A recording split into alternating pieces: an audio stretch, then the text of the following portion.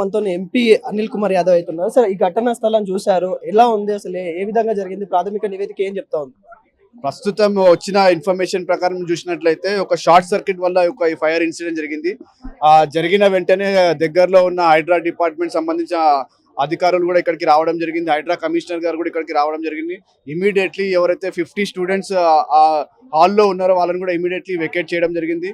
ఆ stand బైలో departments, అన్ని departments కూడా ఆ స్టాండ్ బైలో రెడీగా ఉన్నాయి. ఫర్దర్ గా ఎలాంటి ఇన్సిడెంట్ జరగకుండా కూడా వాళ్ళందరూ ప్రికాషనరీ తీసుకోవడం జరుగుతుంది. అందరు కూడా అంటే జరుగుతున్న ఇది ఏదో intentional, it's an accident, but further గా కూడా జరగకుండా ఉండాలని కూడా ఉండాలంటే ఓనర్స్ కూడా రెస్పాన్సిబిలిటీ తీసుకోవాలి. వాళ్ళందరూ కూడా వాళ్ళ ఉన్న బిల్డింగ్స్ కావచ్చు, వాళ్ళ షాపింగ్ మాల్స్ కావచ్చు, వాళ్ళందరూ కూడా దగ్గర ఉండి జరుగుతున్న ఫైర్ ఇన్సిడెంట్స్ ని దృష్టిలో పెట్టుకొని ఒకసారి మళ్ళీ రీఇన్స్పెక్షన్ చేసి మళ్ళీ ఫైర్ నార్మ్స్ కరెక్ట్ ఉన్నాయా లేవా అని కూడా వాళ్ళకందరికి కూడా చెప్పడం జరుగుతుంది. ఎందుకంటే డిపార్ట్మెంట్ తరఫున ఆల్రెడీ అందరికీ కూడా అన్ని డిపార్ట్మెంట్ అంటే ఫైర్ డిపార్ట్మెంట్ స్పెషల్లీ హైదరాబాద్ నగరంలో ఫైర్ డిపార్ట్మెంట్ తరఫున అందరికీ కూడా ఇన్స్ట్రక్షన్స్ ఇవ్వడం జరిగినాయి.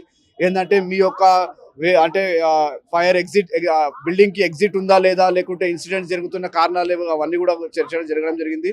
అందరికీ కూడా ఓనర్స్ ప్లస్ ముఖ్యంగా అమీర్పేట్ ప్రాంతంలో విద్యార్థులు ఎక్కువ మంది చదువుకుంటారు కనుక విద్యార్థులు కూడా మేము అప్పీల్ చేసేది అంటే ఎప్పుడైతే మీరు అడ్మిషన్కి వస్తారో మీరు మా బిల్డింగ్ లో ఆ ఫైర్ సేఫ్టీ ఉన్నాయా లేవా అని కూడా చెక్ చేసుకోవాల్సిన బాధ్యత విద్యార్థుల పైన ఉందని కూడా అప్పీల్ చేస్తుంది. ఇంకోటి, ప్రమాదం జరిగే విధంగా బ్యానర్స్ ఏవైతే ఉన్నాయో ప్రమాదానికి ఇంకా దోహదపడే విధంగా కనిపిస్తా ఉన్నాయి, వీటిని ఎలా చూస్తా ఉన్నాయి?